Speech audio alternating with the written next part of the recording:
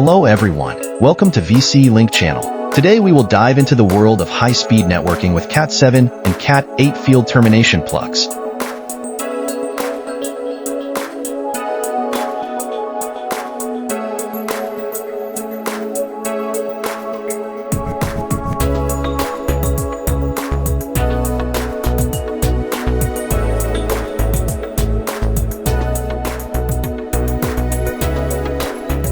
While they may look similar, these two field termination plugs differ significantly in performance and specifications. The Cat7 plugs support data rates of up to 10 gigabits per second at 100 meters.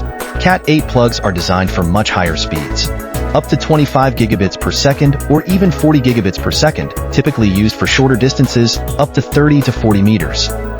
Cat7 has a bandwidth of 600 megahertz. Cat8, however, has a bandwidth of 2000 megahertz. This Cat7 field termination plug is compatible with 22 AWG to 26 AWG stranded or solid wires.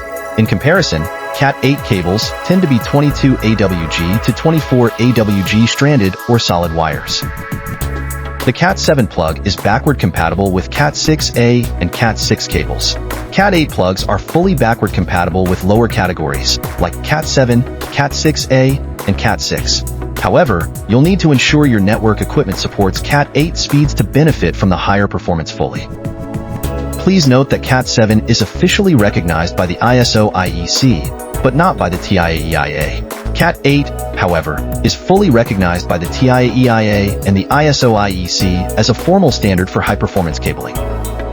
Now, let's look at how to terminate Cat7 and Cat8 cables with our field termination plugs.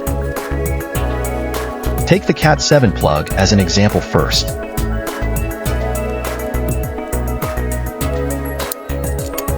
Insert the strain relief boot and the retaining ring before termination. Strip off the cable jacket. Cut off the foils. Be careful not to damage the inner wires. You can choose to keep the braiding or not. Wrap the drain wire around the cable to be grounded. Wrap the copper foil on the drain wire around the cable.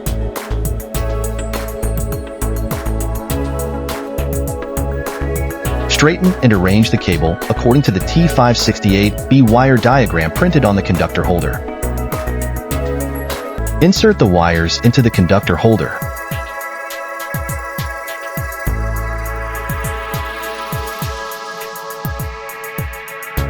Cut excess wires.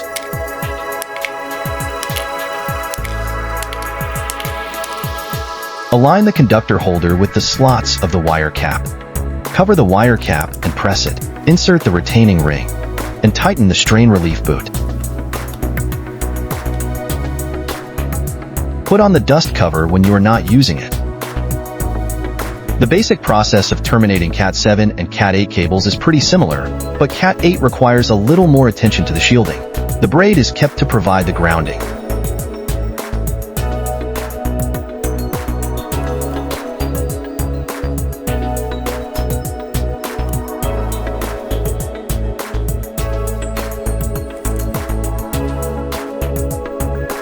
That's all for today.